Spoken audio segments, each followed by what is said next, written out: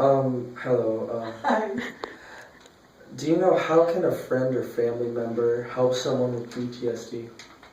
You know, I think that the first piece of that would really be just loving them the way they are and conveying a sense of acceptance. I also think that it can be really hard when people are in the midst of the struggles that surround PTSD, and it makes it sometimes difficult to deal with them. So I think it's important to recognize your limitations in that, and it's important to get professional help if you can when you need it,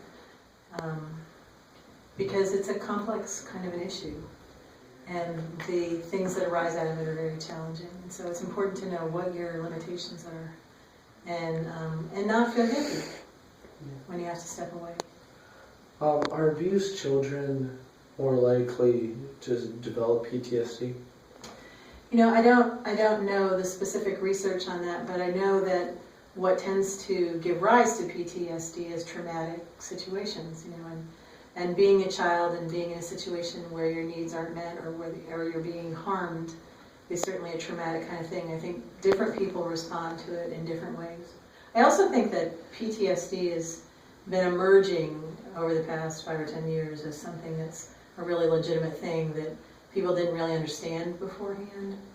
And so I think that the more research they do, the better they'll be able to understand the impact on people and what trauma and what abuse does to children. Yeah. Do you know what goes on in the brain when someone is suffering from PTSD? You know, I don't know the specifics of that, but I will say that my understanding of neurology or neuropsychology is that when you're in a situation where you're feeling threatened, there's certainly a physical response to that. You know, hormones get dumped into your body, and it can have an impact on the way that your brain functions. I think it's an interesting question. It would be interesting to do some research on that. That could be your next job.